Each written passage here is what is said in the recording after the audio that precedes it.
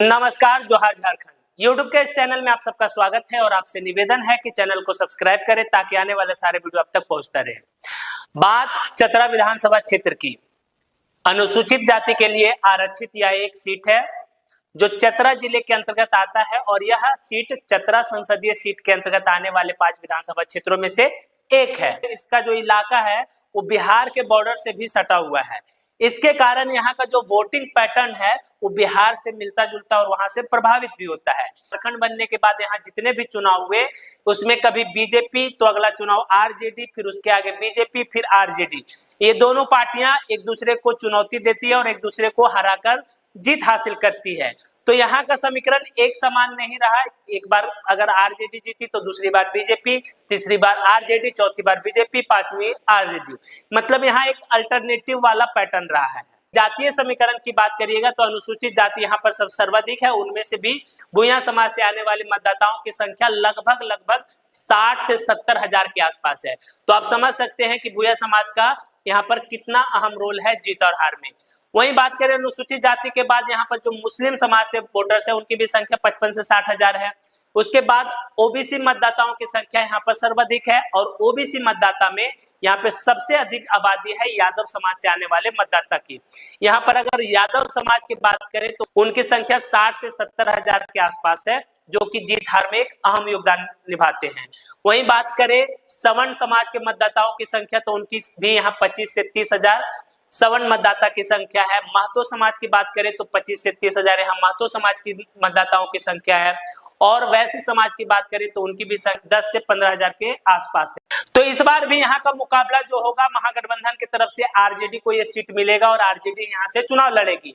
कमोवेश है कि आरजेडी के तरफ से सत्यानंद भोक्ता को ही चुनावी मैदान में उतारा जा सकता है जो फिलहाल झारखंड सरकार में मंत्री हैं। जनार्दन पासवान हो, सत्यानंद भोक्ता हो या जयप्रकाश सिंह भोक्ता, ये सभी नेता पाला बदलते रहे। जनार्दन पासवान कभी आरजेडी से विधायक बने थे, उसके बाद बीजेपी पे चले गए।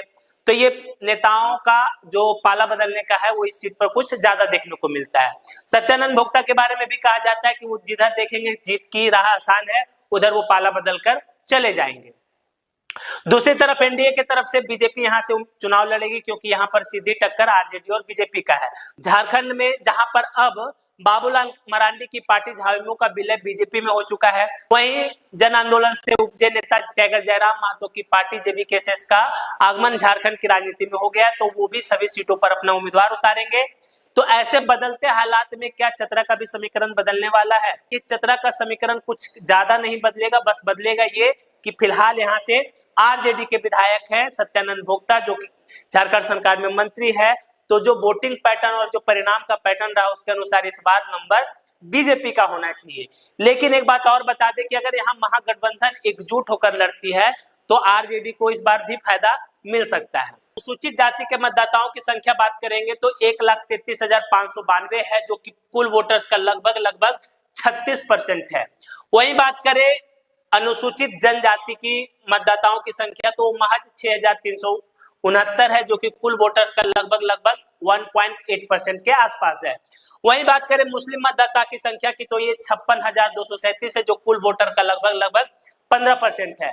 अगर चतरा विधानसभा क्षेत्र में कुल मतदाता की बात करिएगा तो ये 3,72,000 के आसपास है जिसमें कि 90% वोटर्स ग्रामीण इलाके में रहते हैं और 10% वोटर शहरी इलाके में रहते हैं। झारखंड बनने के बाद तो 2005 में यहाँ से सत्यानंद भोक्ता चुनाव लड़े थे बीजेपी के टिकट पर और चुनाव जीते थे। 2009 में यहाँ से जनार्दन पासवान चुनाव जीते आरजेडी के टिकट पर।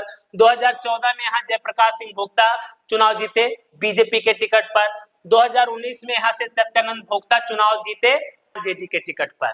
तो 2019 के चुनाव परिणाम में आरजेडी के सत्यानंद भोक्ता 1,01,710 वोट आया था जो वहीं जनार्दन पासवान लड़े थे बीजेपी के टिकट पर, उनको वोट मिला था 77,655। केदार भूया जेडीयू के टिकट पर 7,000 वोट लाए थे। तिलेश्वर राम जेवीएम के टिकट पर 6,700 वोट। 14 की बात करें तो जयप्रकाश सिंह भोक्ता यहाँ से बीजेपी के उम्मीदवार थे और वो चुनाव जीते थे 69,745।